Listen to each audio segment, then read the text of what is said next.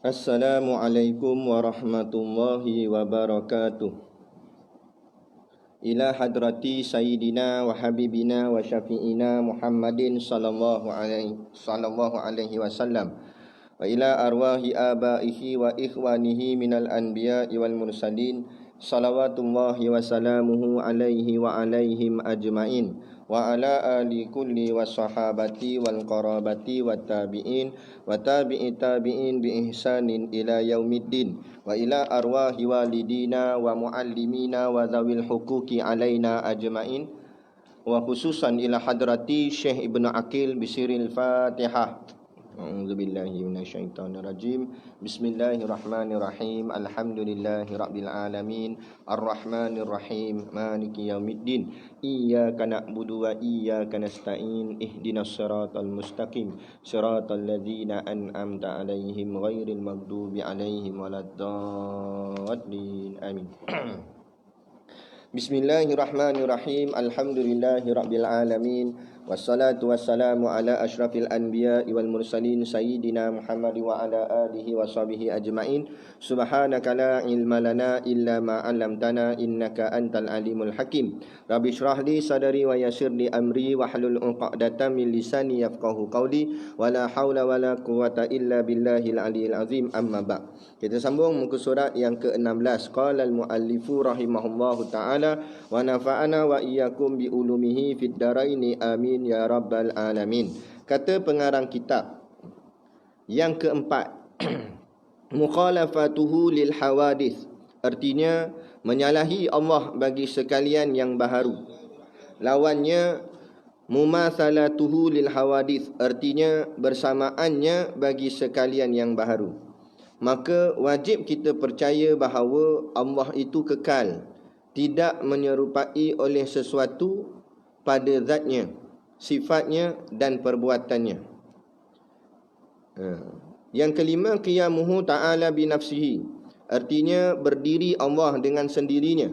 Lawannya qiyamuhu ta'ala bighairihi, artinya berdiri Allah Ta'ala dengan yang lain. Maka wajib kita percaya bahawa Allah itu tidak berkehendak kepada orang yang menjadikan dan tidak berkehendak ia kepada tempat. 6. Wahdaniyah, artinya esa dan tunggal. Lawannya ta'addud, artinya berbilang-bilang. Maka wajib kita percaya bahawa Allah itu esa pada zatnya dan pada sifatnya dan pada perbuatannya. Baik, insya-Allah kita cuba baca 3 ni. Baik, jadi sifat yang keempat iaitu mukhalafatuhu lil hawadis. Jadi ingat balik, nak belajar sifat 20 ni secara jalan tafsir kita bawa 5 poin. Poin yang pertama, nama sifat. Nama dia mukhalafatuhu lil hawadis. Nama dia. Yang kedua, poin yang kedua, erti. Erti artinya terjemah bahasa. Mukhalafatuhu lil hawadis bahasa Arab diterjemah ke dalam bahasa Melayu, artinya mukhalafah. Mukhalaf, asal katanya khalaf, canggah. Mukhalafah artinya percanggahan ataupun menyalahi. Hu-nya, menyalahinya. Nya siapa? Nya Allah. Menyalahi Allah Ta'ala itu. Lil hawadis. Li itu makna bagi, haraf jar. Li, bagi atau untuk. Menyalahi Allah Ta'ala bagi hawadis. Hawadis jamak daripada perkataan hudus. Hudus artinya hudus mufrad, hawadis jamak dia. Hudus tu satu, singular. Kalau hawadis banyak. Jadi bersalahan Allah Ta'ala bagi hawadis-hawadis, atau tidak samalah Allah Ta'ala itu dengan hawadis-hawadis. Nah, hawadis tu apa dia? Hawadis tu hudus lah. Hudus tu kita belajar dah pada sifat yang kedua hari tu, yakni lawan kepada sifat kidam. Jadi hudus tu artinya baharu, ataupun dengan makna yang lebih mudah untuk kita faham, artinya berubah-ubah. Jadi berubah-ubah ni sifat siapa? Sifat makhluk. Jadi hudus tu makhluk lah, maka hawadis tu makhluk lah.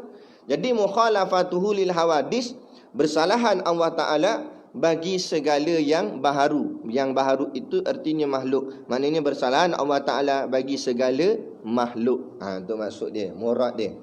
Jadi artinya menyalahi Allah bagi sekalian yang baharu. Yang baharu itu artinya makhluk, bagi sekalian makhluk. Selesai yang kedua. Yang ketiga, makna dia. Makna sifat ni, makna sifat kita pergi kat marker bawah tu. Dia kata apa? Maka wajib kita percaya bahawa Allah itu kekal tidak menyerupai oleh sesuatu pada zatnya. Jadi kita wajib percaya bahawa Allah itu tidak menyerupai oleh sesuatu. Jadi maksud mukhalafah, makna mukhalafah tu atau makna menyalahi Allah bagi sekalian yang baharu, artinya makna dia tidak menyerupai oleh sesuatu pada zatnya. Allah itu tidak menyerupai, tidak serupa. Lam yalid walam yulad. Bukan, walam yakul lahu kufuwan ahad, dan tidak ada yang sekufu, makna tidak ada yang menyerupainya. Yang tidak menyerupai itu pula tiga keadaan ataupun tiga perkara, iaitu yang pertama tidak menyerupai dari segi zat, yang kedua dari segi sifat, yang ketiga dari segi perbuatan, ataupun dalam bahasa Arab dipanggil af'al, perbuatan. Okey, jadi zat dulu. Zat tu maknanya diri. Zat tu diri Allah. Kalau kita nak buat kefahaman untuk kita nak faham, contohnya ni diri saya, dipanggil ni zat saya lah. Zat saya, ataupun ini diri mikrofon. Jadi ni zat mic. Jadi Allah tu ada dirinya juga. Cuma jangan kita menyamakan bahawa diri Allah tu berupa atau berbentuk. Kerana ni kita belajar mukhalafatuhu lil hawadis. Diri Allah tak sama dengan diri makhluk. Walaupun pada segi sebutan makhluk ada diri, Allah pun ada diri, tapi diri tu tak sama. Tak sama macam mana? Okey, kita tengok makhluk. Diri makhluk ni macam mana ada? Diri makhluk ni ada rupa.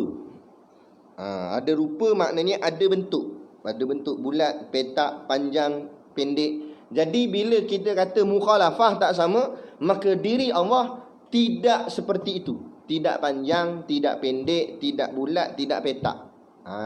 Maknanya diri Allah, kalau diri makhluk itu berbentuk, diri Allah tidak berbentuk.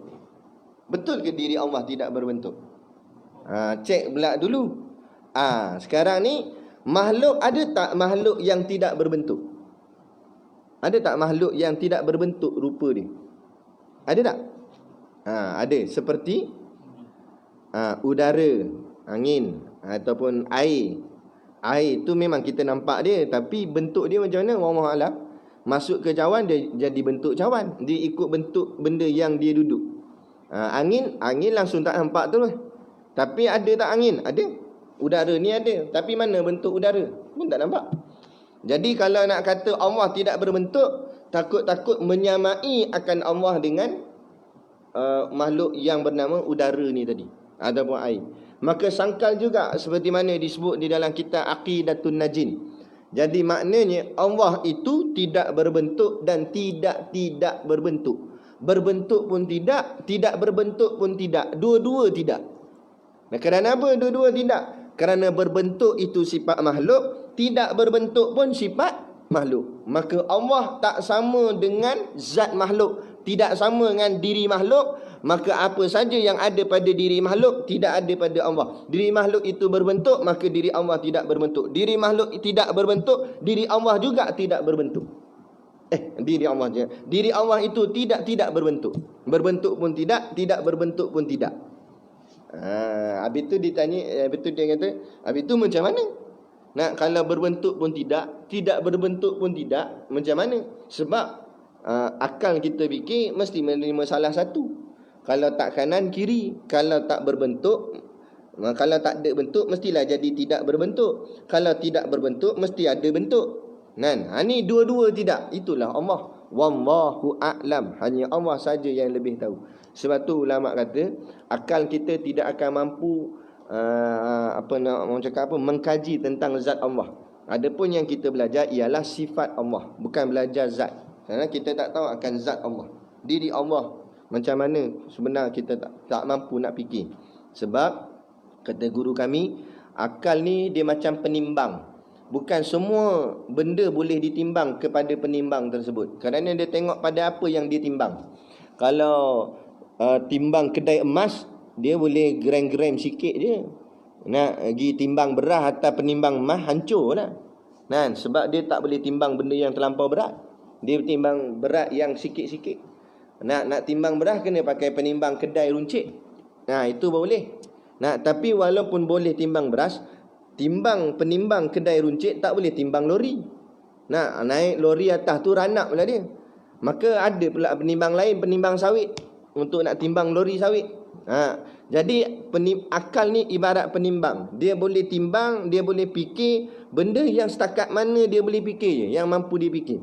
Adapun nak timbang atau nak fikir tentang zat Allah, akal kita tak mampu kerana akal kita lemah. Penimbang jenis akal kita ni jenis lemah. Dia tak boleh nak timbang benda yang terlampau berat seperti mana nak menimbang atau nak memikir tentang zat Allah. Tak boleh. Kalau fikir juga, jaga pi jalan. Jadi orang gila. Minum teh air minggu lepas. Kan? Baju tak pakai. Kan? Jadi orang gila lah. Slipper patut kat kaki, letak kat telinga. Sebab apa? Sebab habislah otak dia jadi rosak, akal dia jadi mereng kerana menimbang sesuatu benda yang tak boleh ditimbang. Seperti mana penimbang, dia timbang benda yang tak mampu dia timbang, penimbang tu akan rosak. Begitu juga akal kita dia boleh jadi rosak dengan sebab memikir sesuatu benda yang tak layak untuk kita fikir. Ayat ni tentang yang sangat dahsyat, iaitu zat Allah. Jadi tak boleh, jangan kita fikirkan tentang zat Allah. Yang kita nak fikirkan sifat-sifat ataupun penciptaan Allah. Dengan fikirkan itulah membawa kepada keyakinan kita pada Allah. Sudah memadai. Tujuan kita di atas muka bumi ni untuk percaya pada Allah, yakin pada Allah. Itu saja. Bukan nak membahaskan diri Allah macam mana, tak. Nak membahaskan keyakinan kita pada Allah. Itu saja. Buat apa pergi bahas diri Allah begini ni, belum apa, dahsyat-dahsyat, akhirnya tanya yakin tak? Aku tak yakin. Jadi tak guna juga. Kan?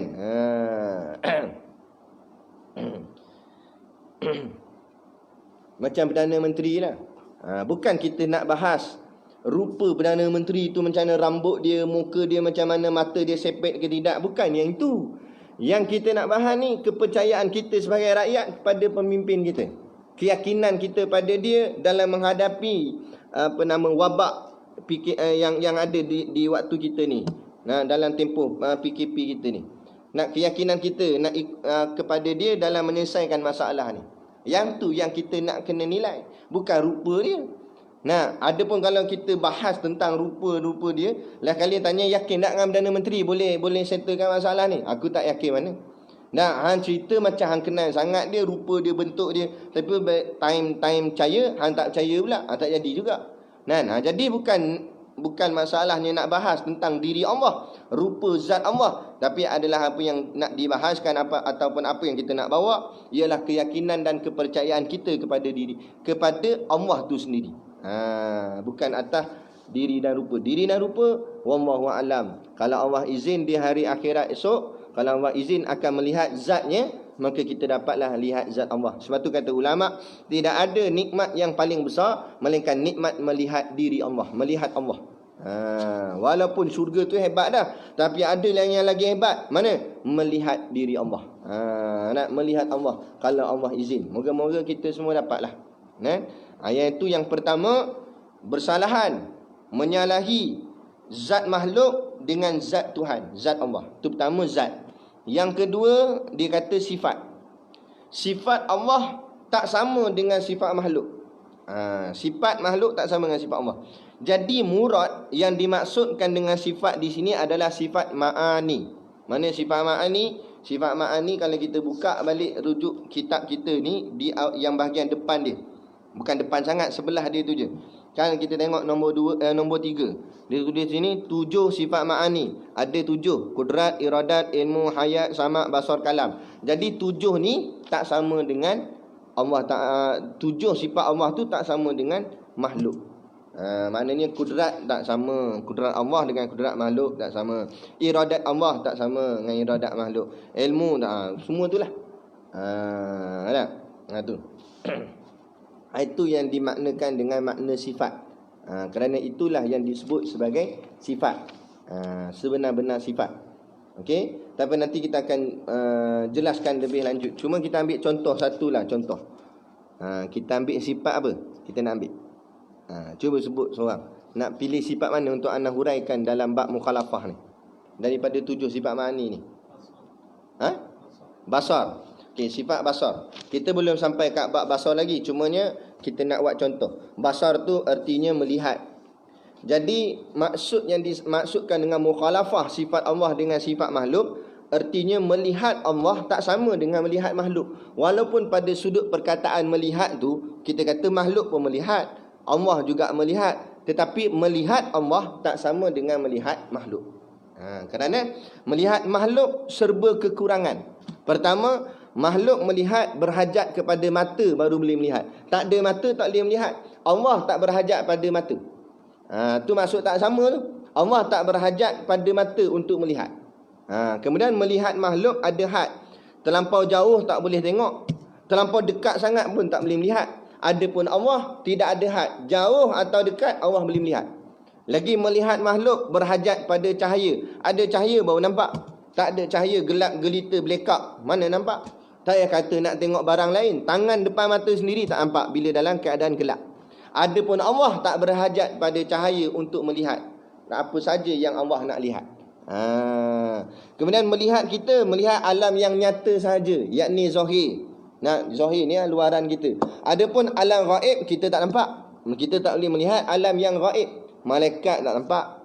Tak payah kata, tak payah ambil jauh. Roh kita sendiri yang ada di diri kita sendiri, dalam badan kita sendiri, kita tak nampak roh kita. Adapun Allah melihat segala-galanya. Boleh melihat yang zahir atau yang batin, yang luar atau yang dalam, segala-galanya Allah melihat. Itu yang dimaksudkan dengan mukhalafah pada sifatnya.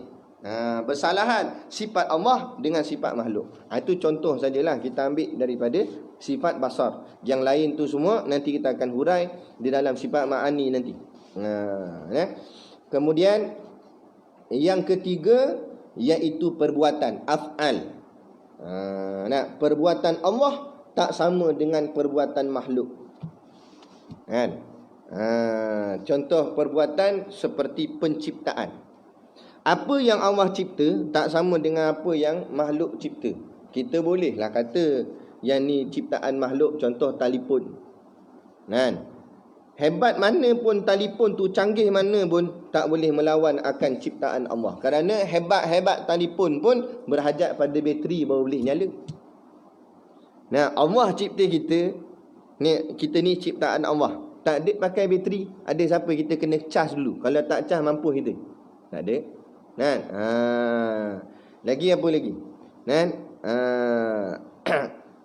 Dan contoh lagi, Allah cipta tapak kaki kita.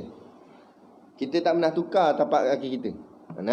Daripada mula hidup sampailah ke mati, itulah tapak kaki kita pakai. Tapi tapak kaki kita tu, iaitu tayar tu lah. Tayar tu kena tukar 5 tahun sekali, kena tukar. Kan? Kena tukar pula. Nanti dia dah botak. Kalau tak botak pun getah dia dah keras. Bila keras bahaya, dia boleh meletup, boleh pecah terus. Kan? Jadi maknanya itu buatan manusia, buatan makhluk. Buatan makhluk ada kekurangan. Walaupun nampak hebat macam mana pun, canggih macam mana pun, tetap kekurangannya berlambak. Orang buat bangunan mesti ada tiang. Allah cipta langit tak ada tiang. Kan? Allah buat. Kita buat lampu kena letak elektrik baru dia bercahaya. Allah buat matahari mana ada elektrik, bercahaya terang elok.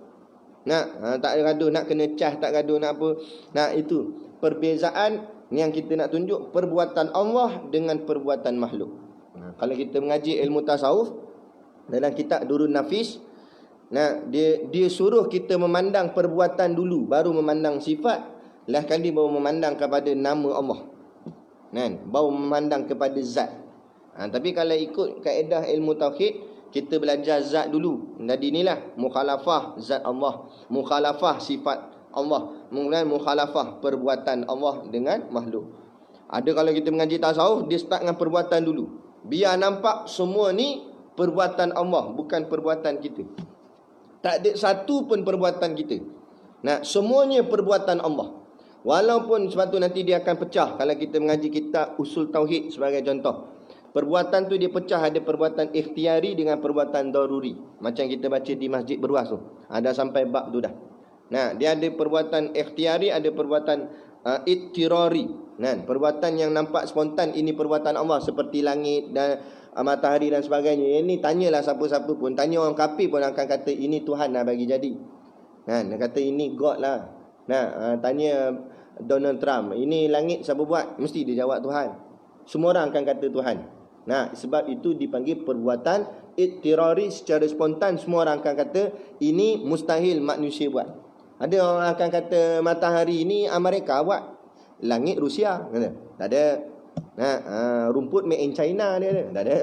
Nah, tak ada. Semua orang takkan kata ini manusia buat. Ini semua Tuhan buat. Itu dipanggil perbuatan ittirari. Ada di sana pula namanya perbuatan ikhtiari. Ikhtiar ni maknanya pilihan. Seolah-olah nampak macam makhluk buat, tapi hakikat Allah buat. Contohnya ni, kita angkat meja. Ya, bila tanya siapa angkat meja? Dia angkat meja. Dia siapa orang tu? Kita kata manusia tu angkat meja tu. Kan? Tapi kata ulama, zahir cakap boleh. Kita kata manusia tu angkat meja. Tapi hakikat yang mengangkat meja tu bukan manusia tu, Allah. Ini dipanggil perbuatan ikhtiari. Lepas tu semua perbuatan ni biar pandang dulu. Semua perbuatan ni perbuatan Allah. Sama ada ikhtiari atau ittirari. Semua perbuatan adalah Allah. Allah yang buat semua ni. Itu namanya perbuatan Allah. Tu. Bila kita dah faham elok af'alullah ni, perbuatan Allah, baru kita akan nampak sifat pula. Barulah kita nampak pada sisi zat pula. Dia begitu urutan dia. Bab kata tok guru kami, paling tidaklah iman paling lekeh, makam paling rendah, paling tidak biar nampak semua ni perbuatan Allah. Walaupun tak nampak sifat lagi, tapi yang paling rendah sekali, biar apa saja kita memandang, perbuatan yang kita nampak, sama ada perbuatan diri kita atau perbuatan orang lain di hadapan kita, kita pegang ini adalah perbuatan Allah. Bila perbuatan Allah, kita boleh kontrol perasaan kita. Kita boleh kawal perasaan kita. Contohnya kita melihat kematian orang yang paling kita sayang. Kan? Tapi kematian tu disebabkan orang lain. Contoh jadi asbab, orang tu langgar. Katalah mak kita, orang tu langgar mak kita. Jadi kita marah sangat ke orang tu. Kalau kita tak ada pedoman dalam bab akidah ni, kita akan maki hamun orang tu, mencaci maki dan sebagainya. Tapi kalau kita memandang, bolehlah kita ada perasaan marah sebab dia tidak bertanggungjawab. Dalam keadaan mabuk lah sebagai contohnya, langgar dia. Tapi dari segi hakikat, kita nampak kematian mak kita ni, hakikatnya siapa buat? Allah buat. Jadilah marah itu berpada-pada. Itu tujuan, antara tujuan hikmah mengaji ilmu tauhid dan juga ilmu tasawuf ini adalah supaya kita berpada-pada dalam konsep perasaan kita. Apa saja ujian yang datang, berita yang menyedihkan kita dan sebagainya, benda yang menyusahkan kita dan sebagainya, kita pandang siapa yang menyusahkan, siapa yang buat susah tu? Allah. Siapa yang buat kita sedih? Allah agak. Siapa yang buat kita gembira? Allah agak. Semuanya Allah. Jadi bila nampak itu semua perbuatan Allah, jadi perkara itu tak jadilah satu bentuk emosi yang kuat kepada kita. Kita tak terkesan dia dengan kuat. Bab kata tok guru, ibarat contoh kita balik rumah, balik rumah daripada pengajian apa semua balik, buka pintu, boom, bola naik atas kepala, benjol habis kepala. Kita pun marah lah. Ni siapa yang sepak ni? Sampai kena kepala ni. Tiba-tiba keluar anak kita atau cucu kita yang kecil sekali, baru umur 2 tahun, keluar tate-tate keluar jalan. Kata, Abi balik dah dia, dengan pelak-pelak dia. Bila kita tengok anak kecil itu yang sepak, kita nak marah tak? Kita kata, acu sepak. Kalau acu sepak, saya kata bola, balik dengan batu tak apa. Nampak apa? Sebab sayang. Sebab kita memandang orang yang sakitkan kita itu adalah orang yang kita sayang. Macam mak kita lah.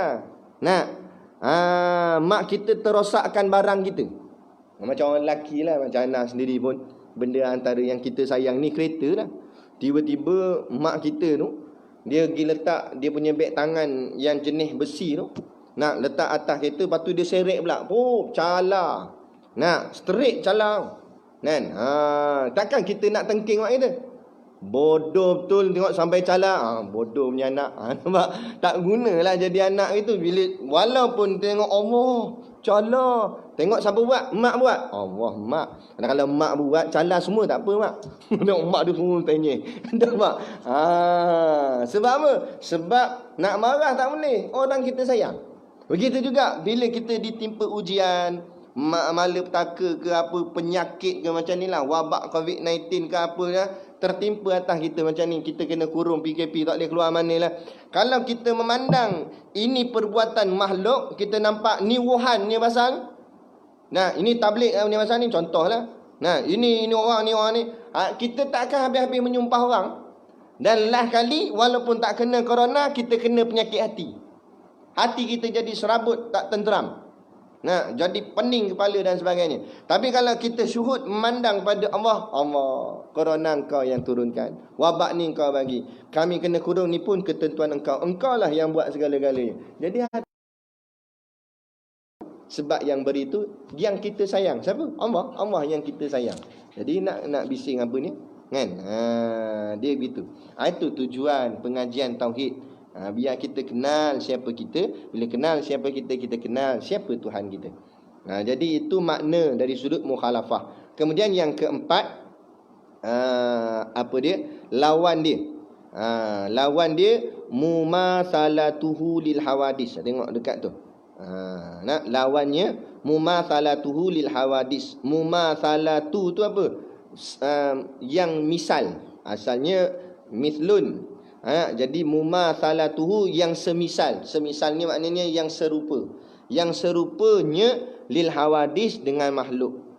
Jadi lawan dia bersamaan bagi Allah Ta'ala itu dengan sekalian yang baharu, yakni makhluk.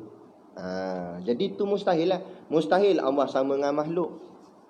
Kata guru kami, tak payah tengok tak payah tengok Allah dengan makhluk lah. Kita tengok makhluk dengan makhluk pun kadang-kadang orang yang cipta benda yang dia cipta takkan sama dengan dia. Contohlah kita manusia, kita cipta kereta sebagai contoh. Tapi adakah rupa kereta sama dengan rupa kita? Tak sama. Mana ada orang cipta kereta ada tangan, ada mulut, sebiji macam muka dia. Tak, rupa lain. Nampak? Tetapi walaupun rupa lain, tapi kekurangan tetap sama. Kelemahan tu tetap ada. Manusia lemah, tak boleh jalan jauh. Kereta boleh jalan jauh, tapi kelemahan dia apa? Kena bubuh minyak. Dan minyak nak kena bubuh dengan apa? Duit. Duit ambil mana? Duit kat manusia balik. Jadi sama, masing-masing memerlukan. Manusia perlukan kereta, kereta perlukan manusia. Semua lemah. Ada pun Allah, kita memerlukan Allah, tapi Allah tak memerlukan kita. Tu. Jadi mana sama? Jadi mustahil. Tidak bersamaan Allah dengan segala yang baharu. Tak bersamaan itu, tak bersamaan apa dia? 3. Zat tak sama, sifat tak sama, perbuatan tak sama. Pegang kemah-kemah. Okey, baik. Yang kelima, dalil dia. Dalil dia. Jadi dalil kat sini tak ada. Satu tak ada. Jadi dalil kita buat sendiri. Kita pakai dalil akli. Macam yang saya selalu cakap. Bawa perkataan kalau, lepas tu bawa perkataan lawan dia. Lawan di sini bersamaan Allah Ta'ala dengan makhluk. Jadi letak kalau depan dia. Kalau Allah sama dengan makhluk, tulis ni, isi sendiri. Kalau Allah sama dengan makhluk, apa jadi? Kalau Allah sama dengan makhluk, Allah pun lemah sebab makhluk tu lemah. Jadi kalau Allah sama dengan makhluk, makhluk lemah, Allah pun lemah. Kalau Allah lemah, Allah bukan Tuhan lah kalau macam tu. Mana boleh jadi Tuhan kalau dia pun lemah? Nak? Lagi apa lagi? Makhluk sifatnya berhajat. Kalau Allah sama dengan makhluk, makhluk tu berhajat. Maknanya Allah pun berhajat juga. Kalau Allah berhajat, lemahlah Allah. Kerana Allah pun memerlukan sesuatu yang lain. Allah tak perlukan apa-apa. Kerana dia Allah, dia Tuhan. Kita makhluk hebat tara mana pun kita memerlukan juga sesuatu yang lain. Hatta raja sekalipun, sultan agung, jawatan tertinggi, hebat, raja, sultan. Raja-raja pun dia tetap lemah. Mana lemah? Walaupun dia raja, dia kena makan nasi. Dia kena makan juga. Kan? Makna dia lemah sebab dia berhajat pada makanan, berhajat pada nyawa, dia berhajat pada rakyat. Kan ada rakyat baru ada raja, mana ada raja tak ada rakyat. Nampak? Jadi tak memerlukan. Allah tak. Jadi jangan kita sangka Allah memerlukan kita. Sebab tu Allah cipta kita tak. Allah cipta kita ni saja-saja je. Allah nak cipta. Allah tak berhajat pada kita pun. Kita semua taat pada perintah Allah. Memanglah Allah suka, tetapi tidak menambahkan pun. Orang cakap apa? Maknanya kalau kita tak buat, Allah merajuk. Tak. Kita macam kita ni, kalau orang duk puji bau, kita semangat kita bertambah. Kan? Orang bagi lebih sikit, bau kita makin mantap. Orang naikkan semangat sikit, bau kita makin kuat. Itu kita maknanya kita berubah dengan sebab faktor lain. Adapun Allah tak begitu. Walaupun ramai-ramai mana taat pada perintah Allah, Allah tetap Allah. Tidak akan menambahkan dia. Tak adalah ramainya puji aku bawa aku semangat nak cipta makhluk ni. Tak ada. Ataupun kalau orang kritik kita, kita akan down. Orang kata apa punya kuliah lah macam ni. Kita akan jatuh. Orang perasaan tu akan tergugat. Kalau tak banyak pun sedikit. Mesti tersentuh di hati. Sebab kita lemah. Adapun Allah tak begitu. Berapa ramai pun mengkritik Allah, menghina Allah, Allah sedikit pun tak jatuhkan kemuliaan dia. Tak adalah Allah merajuk, daripada tak nak semayang, mana maju aku. Tak ada. Sebab apa? Sebab itulah namanya Allah. Tak sama dengan makhluk. Beza dengan makhluk. Itulah sifat mukhalafah ni. Inilah intipati dia. Isi penting dia dalam sifat 20 ni. Dialah tunggak dia, kunci dia. Ada mukhalafah tu ni, mukhalafatul lawadis ni. Okey, selesai. Kemudian kita pergi sifat yang kelima, qiyamuhu ta'ala binafsihi. Okey, 5 poin. Pertama, nama sifat namanya qiyamuhu ta'ala binafsihi. Yang kedua, artinya kita terjemah satu-satu. Qiyam artinya berdiri. Hutunya, berdirinya. Nya siapa? Nya Allah Ta'ala. Bi dengan nafsi sendiri. Hi-nya dengan sendirinya. Jadi itu terjemahan. Berdirinya Allah Ta'ala dengan dirinya sendiri. Macam tu. Lepas tu dia tulis erti situ. Berdiri Allah dengan sendirinya. Itu erti. Baru terjemah. Kalau setakat terjemah je tak jadi. Dia kata, Allah berdiri dengan sendiri. Maknanya Allah tak pakai tongkat lah bila berdiri. Sebab Allah boleh diri sendiri. Bukan maksud gitu. Ataupun dia kata, mula-mula Allah duduk, lepas tu Allah bangun, berdiri. Tak juga. Jadi, tak selesai kalau belajar setakat terjemah. Maka kena hajat kepada poin yang ketiga, yakni makna sifat. Apa makna dia? Makna dia kita ambil kat maka tu. Maka wajib kita percaya bahawa Allah tidak berkehendak kepada orang yang menjadikan dan tidak berkehendak ia kepada tempat. Mana-mana kita tauhid, hurai dia inilah poin dia. Ingat, 2. Bila sampai kat qiyamuhu ta'ala binafsihi, 2 poin dari sudut makna dia. Ada 2 poin, ada 2 perkara yang ditekankan. Yang pertama, maksud atau makna Allah berdiri dengan sendirinya, itu artinya Allah itu tidak berkehendak kepada orang yang menjadikan. Ataupun dalam bahasa kitab lain dia kata Allah tak berhajat kepada fa'il untuk menjadikan dia, menjadikan dirinya. Allah tak memerlukan ada sesuatu lain untuk jadikan diri dia. Allah tak perlukan. Beza dengan makhluk, kita semua berhajat kepada Allah untuk jadikan kita. Tak payah kata manusia, apa saja makhluk yang ada ni.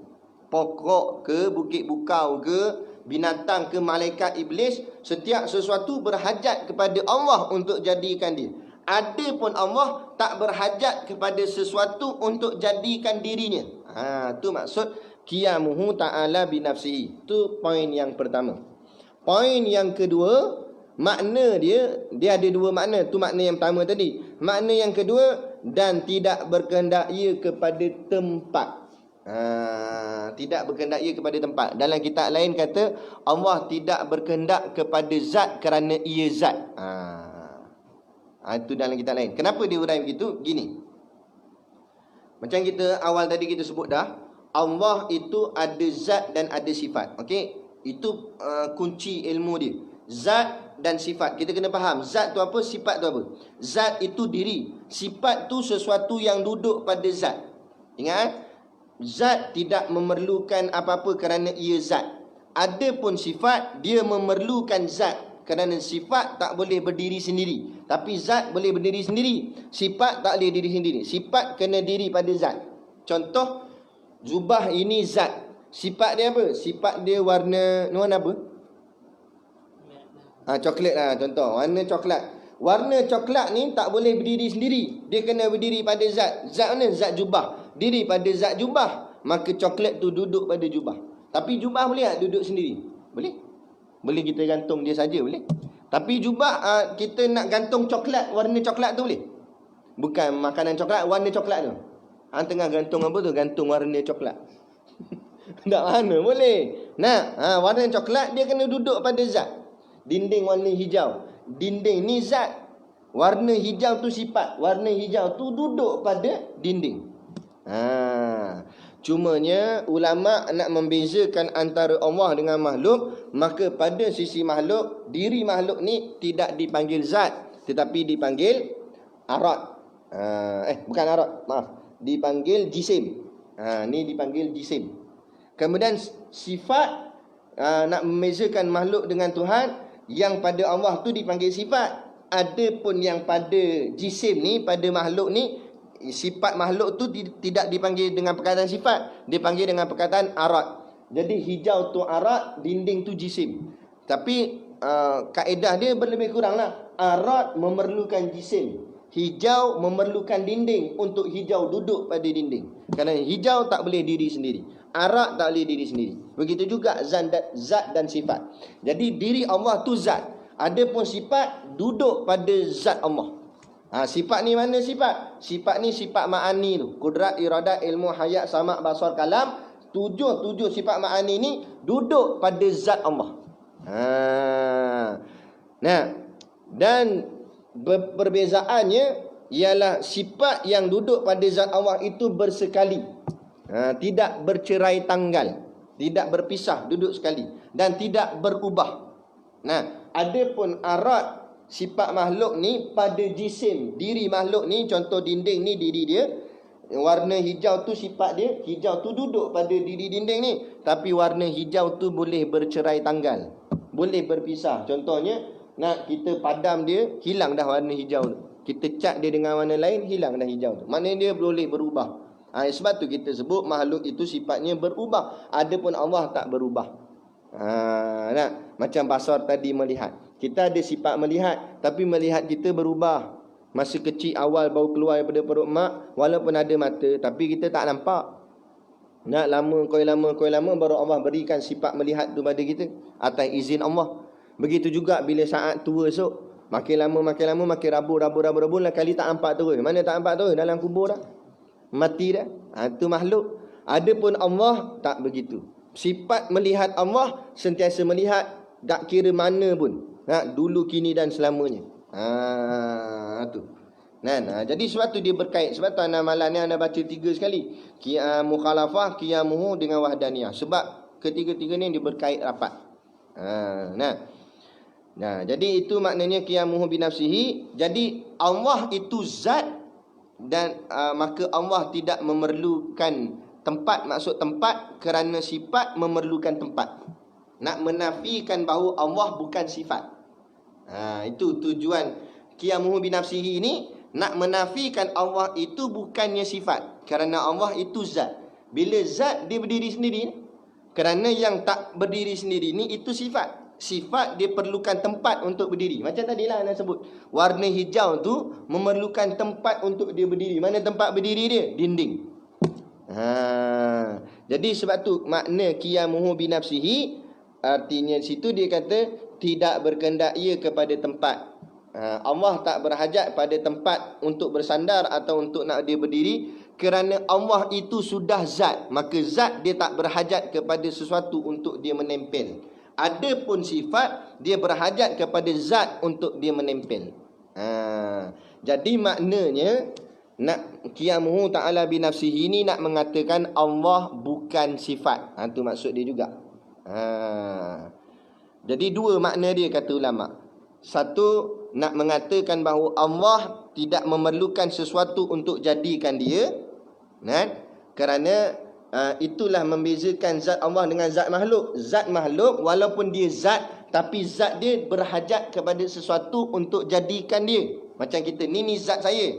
Zat saya ni memerlukan sesuatu, yakni Allah lah, untuk jadikan zat saya. Adapun zat Allah tidak memerlukan zat yang lain atau sesuatu yang lain untuk jadikan dirinya. Kemudian makna yang kedua, Allah itu sudah zat. Bila Allah sudah zat, Allah tak memerlukan tempat berdiri. Tak memerlukan tempat untuk dia bersandar atau dia menempel. Kerana yang memerlukan tempat berdiri, bersandar dan sebagainya, itu adalah sifat. Sifat memerlukan zat untuk berdiri. Sifat memerlukan zat untuk tempat dia menempel, bersandar dan sebagainya.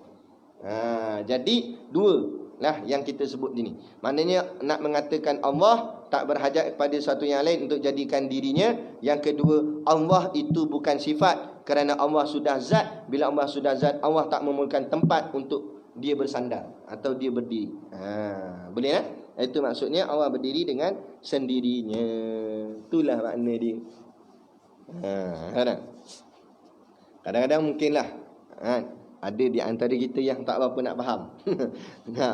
Memang payah ngaji ilmu tauhid ni, bukan senang. Kan? Kalau senang tahu dah pun kita mengaji ni nak boleh syurga. Syurga bukan barang murah, bukan barang senang. Nak dapat barang payah. Bila barang payah, usaha ke arah dia pun payah. Mengaji payah, nak faham lagi payah. Mengaji senang lagi mengaji. Mengaji ni hadir majlis mengaji tu. Kita tengok kat live tu kira mengaji. Tapi nak faham tu yang payah. Faham tu atas kehendak Allah, ketentuan Allah. Apa pun kita mengaji dulu. Sama gak nak untung kena meniaga lah. Meniaga tu senang, nak untung yang susah. Tapi manakah nak dapat untung kalau tak meniaga? Macam tu. Mengaji tu senang, nak faham tu susah. Tapi manakah nak dapat faham kalau tak mengaji? Jadi jangan bagi alasan kenapa tak mengaji sebab tak faham. Tak. Jadi jangan bagi alasan kenapa tak meniaga kerana tak untung. Mu tak meniaga lagi nak untung macam mana? Sama juga, kan? Mu tak mengaji lagi nak faham macam mana? Mengaji dulu. Dalam mengaji tu Allah bagi faham. Kadang-kadang faham, kadang-kadang belum faham. Begitu gak meniaga, kadang-kadang untung, kadang-kadang belum untung. Yang penting kita mengaji dulu. Yang penting kita meniaga dulu. Tu. Barulah hasilnya dapat kemudian. Tu. Baik, jadi itu makna qiyamuhu ta'ala binafsi. Jadi dia kena makan masa lah. Belajar banyak kali, banyak kitab, kan? Bertahun-tahun lamanya, kadang-kadang baru nampak, baru faham. Kerana kita ibaratkan hati kita macam batu. Ilmu macam air. Jadi nak menitik atas batu yang keras bukan senang nak bagi lubang. Dia kena titik secara istiqamah. Kat situ juga titisan dia. Titik, lama-lama batu yang keras pun akan berlekuk dengan sebab titisan air yang lembut. Hati yang keras akan terbentuk dengan titisan ilmu yang lembut. Tu. Insya-Allah. Kemudiannya selesai dah tu lah kali poin yang poin yang keempat, lawan dia. Lawan dia qiyamuhu ta'ala bi ghairihi. Maknanya Allah berdiri dengan yang lain. Maknanya Allah memerlukan yang lain. Allah memerlukan yang lain tu maksudnya apa? Ikut balik yang makna tadi. Makna tadi kata Allah tak memerlukan sesuatu untuk jadikan dirinya. Habis lawan dia, Allah memerlukan sesuatu untuk jadikan dirinya.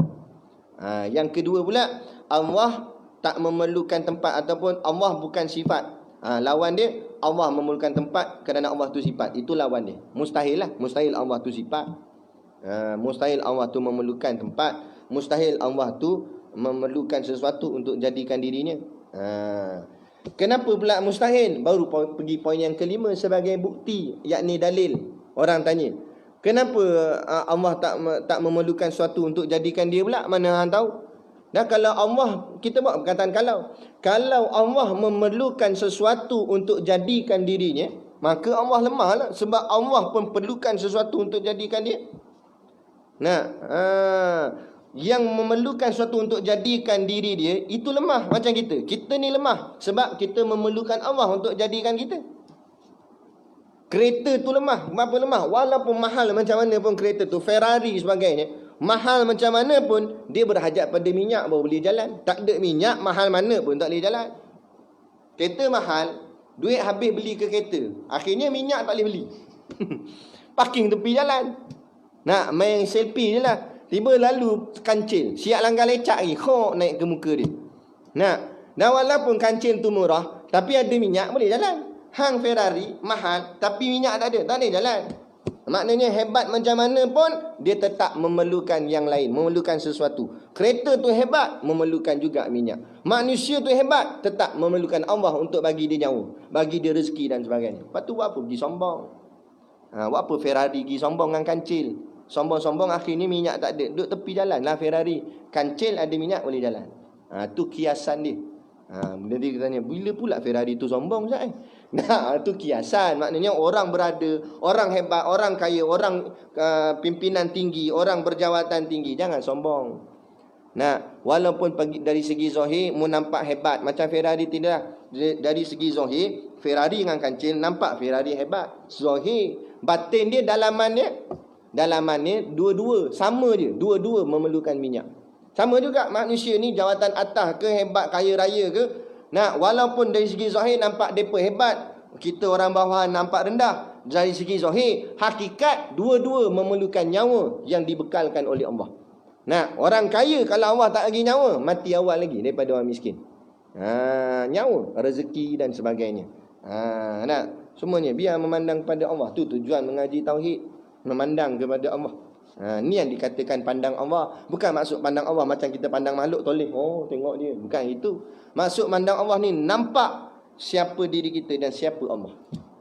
Nampak lemahnya kita, mau nampak hebatnya Allah. Itu cerita dia.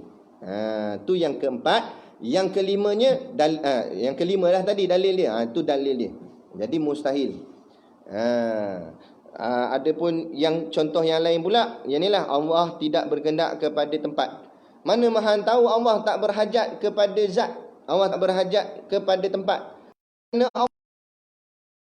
Kalau Allah itu sifat, maknanya Allah memerlukan zat lah. Jadi mustahil Allah bukan sifat. Kenapa bicara hal ni? Memang kita tahu Allah tu zat, sebab ada orang kata Allah tu macam sifat. Sebab apa? Dikaitkan dengan udara tadi lah, macam saya sebut tadi.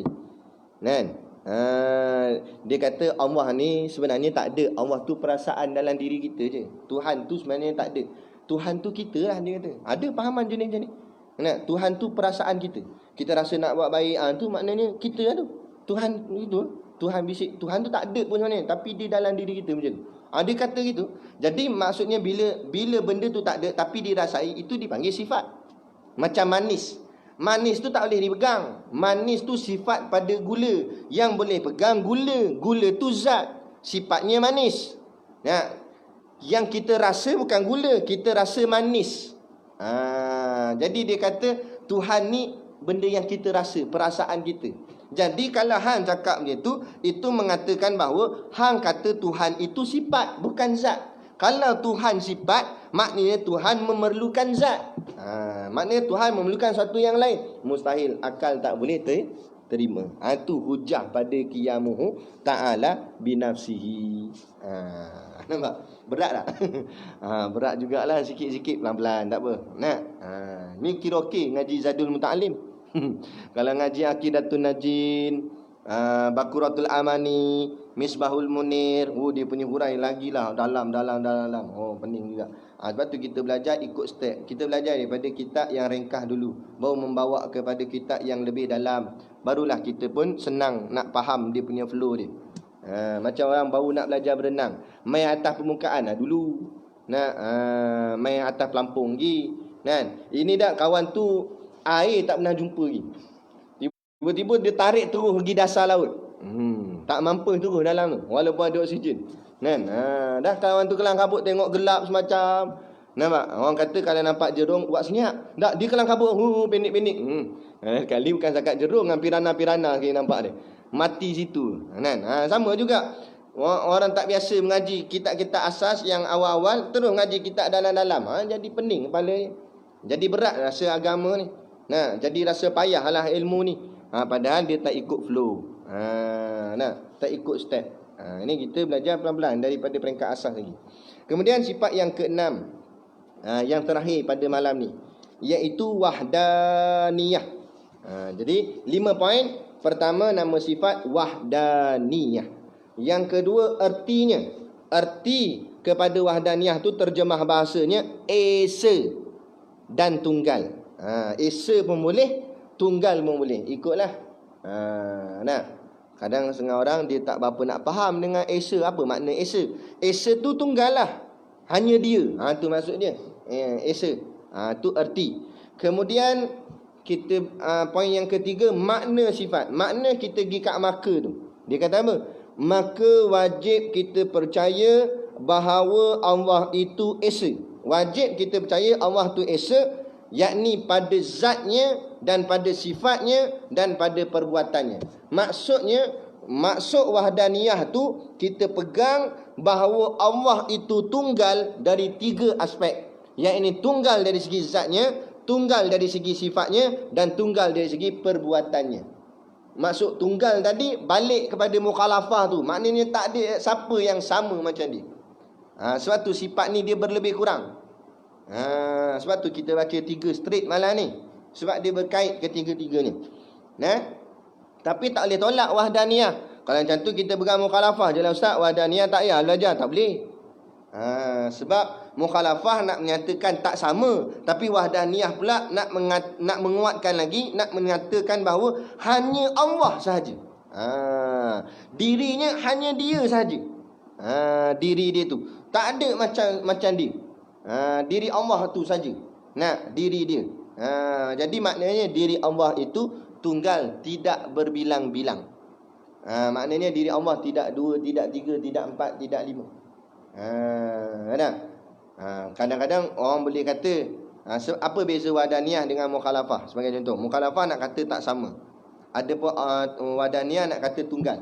Boleh je kalau kata Allah tak sama dengan makhluk, tetapi diri Allah tu ada 2, boleh tak?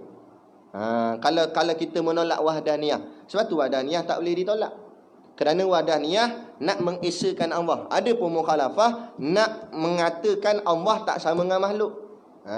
Jadi dia lain-lain sudut dia. Ada pun mukhalafah nak menyatakan Allah tak sama dengan makhluk. Ada pun wahdaniyah nak menafikan Allah tu ada 2an, 3an atau 4, sebagainya. Jadi diri Allah memang tak sama dengan makhluk, tapi diri Allah tu satu tu je, esa.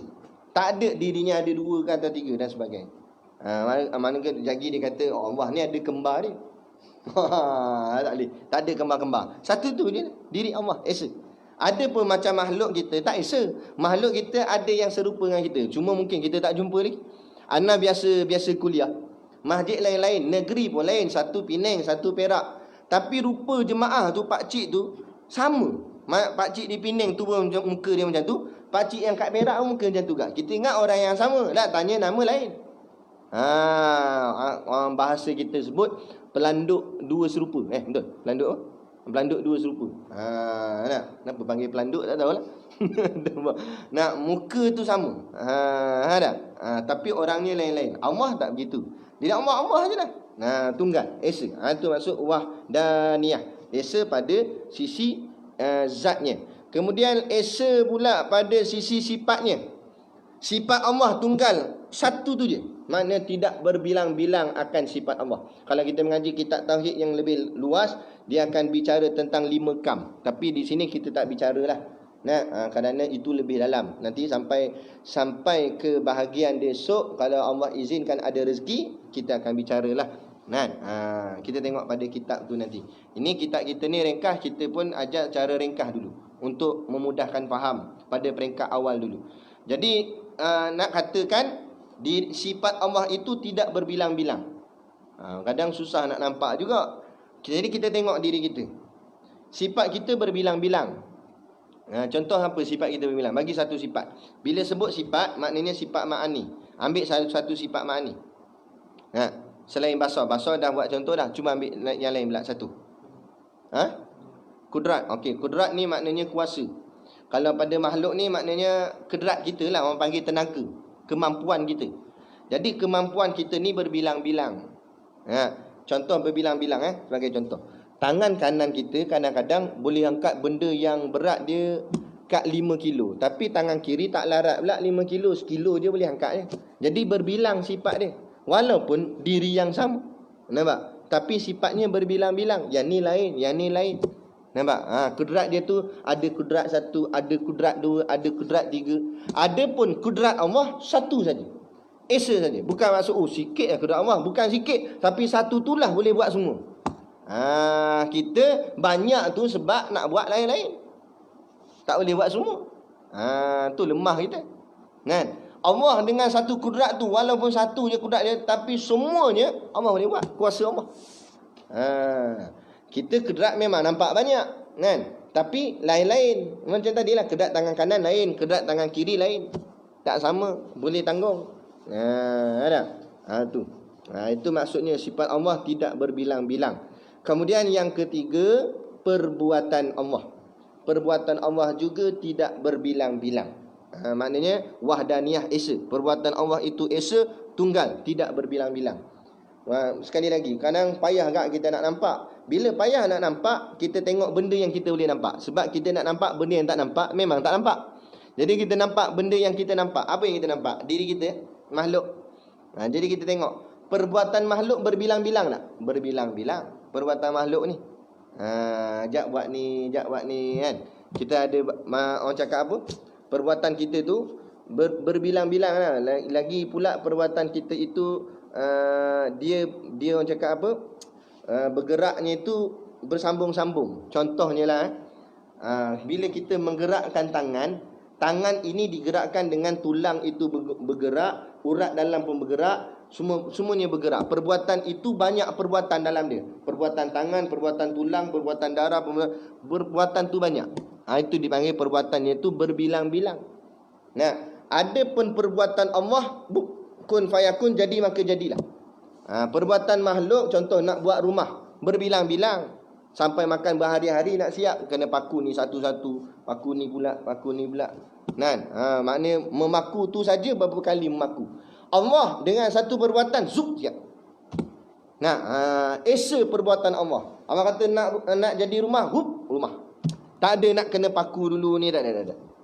Itu maksud perbuatan Allah, esa wahdaniyah. Jelas lah. Kena pegang betul-betul. Sekejap lagi nak urai kat orang pula, kan? Sekarang ni hangguk, lagi depan macam mana pula kan, kata macam mana kita sambung bulan depan lah. Nampak? Tak jadi juga, biar betul-betul faham. Macam mana kita nak tahu kita faham ke tak faham? Kan? Nak tahu kita faham tak faham, kita boleh jawab tak soalan orang?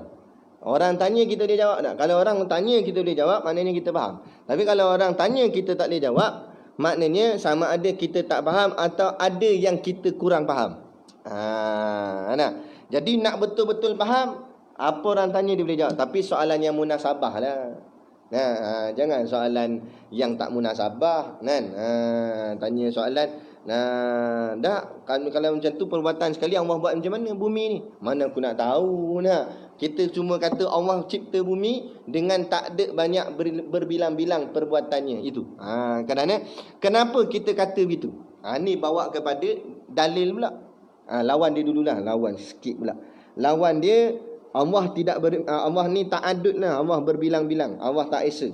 Berbilang-bilang dari segi zat, berbilang-bilang dari segi sifat, berbilang-bilang dari segi perbuatan. Itu lawan dia.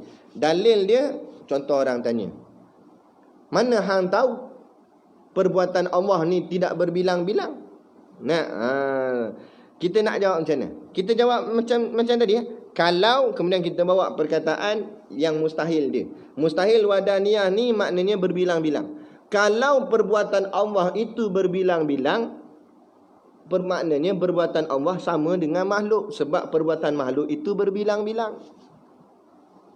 Maknanya Allah tak boleh buat sekaligus. Macam Allah nak buat bumi, Allah kena buat satu-satu. Pokok satu-satu Allah kena buat. Ni dulu, ni dulu. Lepas tu letih. Sambung esok pula. Nak. Jadi mengarutlah begitu. Kalau begitu Tuhan. Dah Allah nak jadi, pup, jadi. Apa saja Allah nak jadi. Dan tak ada sekatan.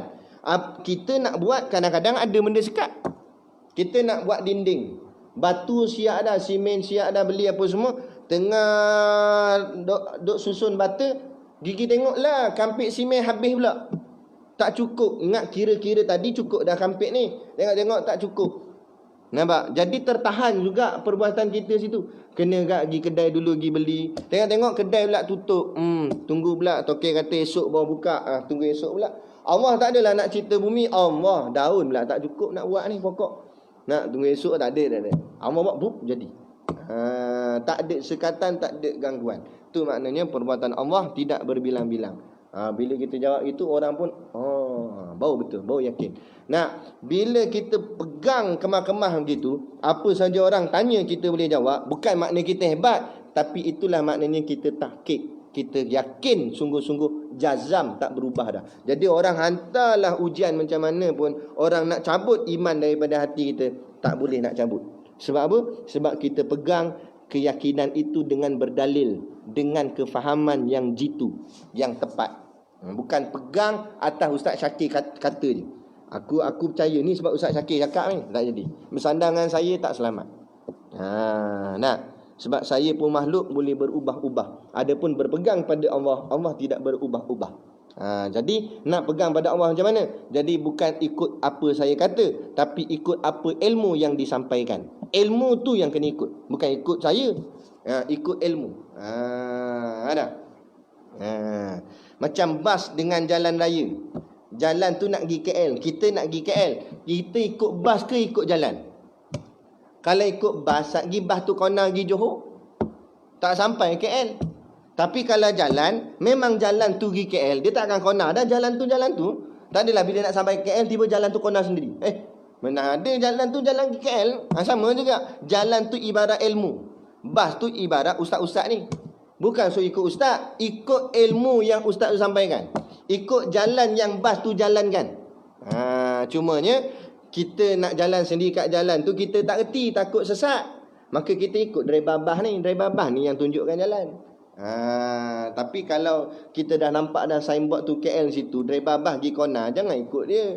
Ikut jalan jugalah. Naik bas lain pula yang pergi sana. Faham? Faham tak maksud dia ni? Tadi cerita buat wadaniah ni bas dengan jalan pula. Nak tu kias. Bagi kita nampak betul-betul. Jadi itu cerita dia pada malam ni. Akan datang kita akan sambung kudrat. Maknanya kita dah mula masuk sifat ma'ani. Kita tengok keadaan masa tu nak baca berapa sifat. Tak janjilah, tengoklah. Segala-galanya dengan izin Allah, insya-Allah. Jadi kadar tu dulu. Soalan malam ni tak ada, kita tangguh dengan kuliah yang akan datang nanti. Jadi sekadar tu pada malam ni, moga-moga memberi manfaat kepada kita bersama, insya-Allah. Jadi sekadar tu, wabillahi taufiq wal hidayah. Assalamualaikum warahmatullahi wabarakatuh. A'udzu billahi minasyaitonir rajim. Bismillahirrahmanirrahim. Alhamdulillahirabbil alamin. Wassalatu wassalamu ala asyrafil anbiya'i wal mursalin sayyidina Muhammad wa ala alihi washabihi ajmain. Allahumma taqabbal minna salatana wa du'aana innaka antas samiul alim wa tub alaina innaka anta tawwabur rahim.